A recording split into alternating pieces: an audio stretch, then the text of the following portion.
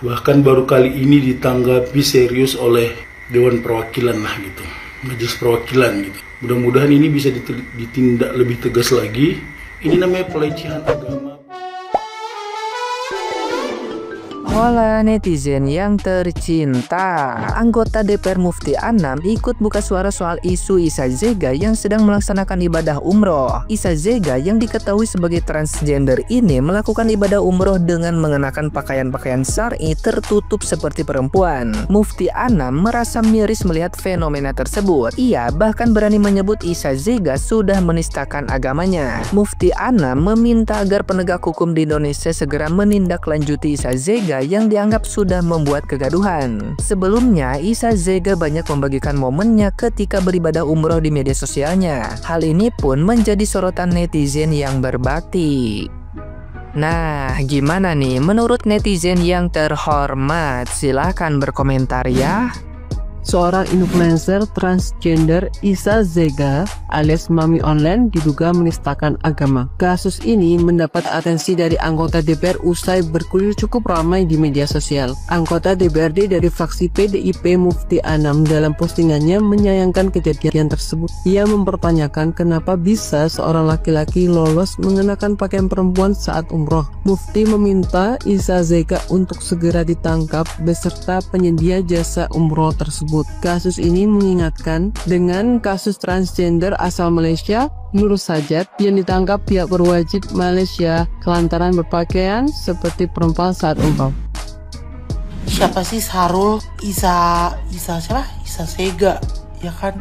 Yang barusan banget, gue sebenarnya gak kenal lah ya, gue gak kenal.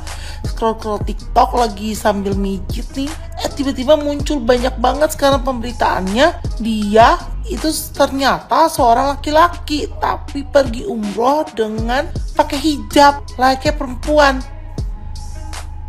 Astaga. Dan katanya lagi udah kali ketiga. Lah terus gimana yang waktu kali pertama dan kali keduanya? Kok bisa? Hah? Gua aja nih ya yang bukan muslim ya kan, gua tuh tahu banget gitu loh ya kan cara berpakaiannya ketika di tanah suci sana gitu, karena gua punya banyak temen yang muslim juga gitu. Hah, kaget lu gua. Tapi ya kan dia sudah operasi tuh kalau nggak salah. Nah terus gimana dong kalau misalnya dia pakai yang laki-laki itu kan cuma pakai kain yang begitu tuh, apa sih namanya? Aduh maaf ya guys, gue nggak tahu itu namanya apa. Tapi kan laki-laki cuma pakai kain gitu kan. Nah tuh gimana tuh dia? Ya, aduh gue kagak paham deh. Tapi kan emang sudah kodratnya, lahirnya sebagai apa? Ya dia pergi ibadahnya dengan kodratnya dia sebenarnya. Astagfirullah, ini nggak bisa dibiarin nih, ya. Apalagi ini udah kali kedua, udah kali ketiga. Gimana tuh? Ini udah banyak yang angkat bicara loh, ya. Sampai anggota DPR pun udah angkat bicara. Tadinya gue juga, gue pikir cuman ya sekilas doang gitu kan. Tapi ini bener-bener udah dahsyat ya. Udah bener-bener, aduh, susah lah. Alhamdulillah akhirnya sampai juga kepada MPR tentang Isa Zega, Mami Online alias Syahrul. Kalau itu Syahrul bukan Umi Kalsum.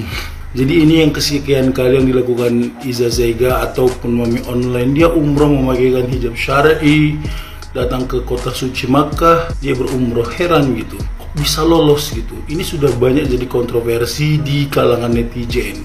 Sudah banyak komen-komen yang tidak baik. Bahkan baru kali ini ditanggapi serius oleh Dewan Perwakilan lah gitu, Majelis Perwakilan gitu. Mudah-mudahan ini bisa ditindak lebih tegas lagi. Ini namanya pelecehan agama, pelecehan hijab, pelecehan perempuan lah gitu. Perempuan juga dilecehkan di sini. Jadi seenaknya dia memakai hijab syar'i, pergi umroh ke tanah suci Makkah, menggunakan identitas palsu. Ini kan ibadah gitu, bukan main-main gitu ya kan. Itu mempermainkan Tuhan gitu, mempermainkan agama gitu. Tapi yang bersyukurnya ini sudah ditanggapi serius sampai kepada Dewan Perwakilan lah gitu. Mudah-mudahan kedepannya tidak ada lagi mami-mami online, tidak ada lagi transgender yang bisa seenaknya mengacak-acak agama gitu ya. Syahrul Syahrul, buka hijabmu Syahrul. Bisa-bisanya ada laki-laki yang umroh tapi full mengenakan pakaian perempuan. Bisa-bisanya sampai lolos. Alhamdulillah akhirnya kasus ini sampai juga ke para wakil rakyat kita yang ada di DPR. Bagaimana bisa di Indonesia ini ada seorang laki-laki tulen yang berangkat menunaikan ibadah umroh ke Mekah dan Madinah menggunakan atribut jamaah umroh wanita. Padahal dia adalah seorang laki-laki tulen. Aku tahu membahas hal-hal seperti ini akan menimbulkan kontroversi. Karena zaman sekarang sudah banyak yang menormalisasi hal itu.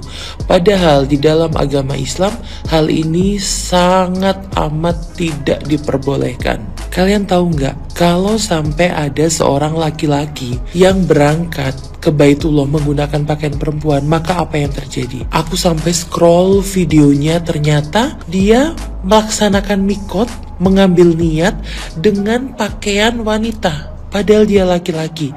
Bayangkan, padahal seorang laki-laki saat mengambil niat umroh, saat menjaga keadaan ihramnya, harus menggunakan pakaian ihram yang hanya terdiri dari 2 lembar kain saja. Bayangkan saat itu dia mengambil niat sementara dia menutup rambutnya layaknya wanita. Bukankah ini suatu pelanggaran larangan ihram? Dia juga mengenakan riasan, dia juga mengenakan baju, padahal tidak boleh, seorang laki-laki tidak boleh seperti itu. Dan parahnya, dia juga masuk ke dalam raudhah bersama dengan rombongan wanita. Parah banget kan? Kadang aku berpikir, kenapa hal seperti ini bisa diloloskan? Padahal kalian bisa bayangkan, selama berada di Mekah dan Madinah, bayangkan ketika dia mau ke toilet, dia akan masuk ke toilet wanita. Ada berapa banyak wanita yang di toilet saat di Masjidil Haram, saat di Masjid Nabawi, kita melepas jilbab kita untuk berwudu. Dan ada laki-laki di situ. Bayangkan teman-teman, ada yang melihat aurat kita. Bagaimana Indonesia, bagaimana negara kita bisa sampai kelolosan hal-hal seperti ini? Kadang yang aku tanyakan, kok bisa ya? Kita urut mulai dari awal. Kok bisa travelnya mengeluarkan visa? Kok bisa travelnya mengeluarkan psikopatuh? Bahkan kok bisa travelnya memberikan seragam wanita? Padahal jelas depan mata, jelas terlihat dia bukanlah seorang wanita. Bagaimana bisa travel ini tadi mengeluarkan izin, mengeluarkan psikopatuh untuk orang laki-laki, sementara dia berangkat menjadi seorang perempuan? Bukan hanya travelnya yang harus kita pertanyakan. Bagaimana pembimbingnya, manasik sebelum berangkat? Apakah tidak melihat bahwa di situ ada seorang laki-laki yang menyamar sebagai perempuan? Bukan hanya pembimbingnya, tapi teman-temannya. Bahkan dia umroh bersama teman-teman wanitanya, teman-teman. Bayangkan bagaimana teman-teman wanitanya ini tadi bisa menormalisasi hal ini. Dia bukan seorang wanita, dia laki-laki. Selama berada di sana pun dia sholat di softnya wanita. Bayangkan apabila kulitnya tersentuh oleh kulit wanita lain. Ya Allah, parah teman-teman. Hal ini betul-betul parah sekali. Kok bisa semua orang menutup mata, orang-orang yang bersama dengan dia menutup mata bahwa hal ini adalah hal yang salah. Mutawif saat membimbing ibadahnya selama di sana, kenapa diam? Kenapa tidak menegur, dan kenapa masih mau melanjutkan? Aku teringat dengan kisah salah seorang artis Malaysia, di mana dia juga seorang laki-laki yang berpenampilan seperti seorang perempuan, dan fatalnya dia melakukan kesalahan yang sangat fatal, yaitu dia berangkat umroh mengenakan pakaian dan atribut wanita. Tapi sanksi di Malaysia sangatlah berat, sampai dia dihukum dengan sangat berat, dan sampai sekarang dia tinggal di Australia, teman-teman. Dia tidak bisa, bahkan dia tidak bisa kembali lagi ke Malaysia. Luar biasa Malaysia memberlakukan hukuman kepada orang yang sudah menistakan agama. Kita kawal ya teman-teman kasus ini sampai selesai. Kita pastikan dia mendapatkan hukumannya setimpal, karena kasus seperti ini harus kita viralkan dan harus kita sampaikan kepada khalayak umum bahwa hal ini tidak benar. Hati-hati menjadi seorang influencer, Karena semua tindak tanduk kita, gerakan kita akan diikuti oleh banyak orang. Kalau sampai kasus kali ini lolos dan tidak mendapatkan hukuman, maka jangan kaget kalau akan ada banyak lagi laki-laki lain yang menyerupai perempuan dan berangkat umroh menggunakan atribut perempuan. Tidak lupa kita doakan negara kita Indonesia agar Allah jauhkan dari azab yang disebabkan oleh hal-hal seperti ini. Dan kita doakan semua saudara-saudara kita agar Allah berikan hidayah. Amin ya robbal alamin.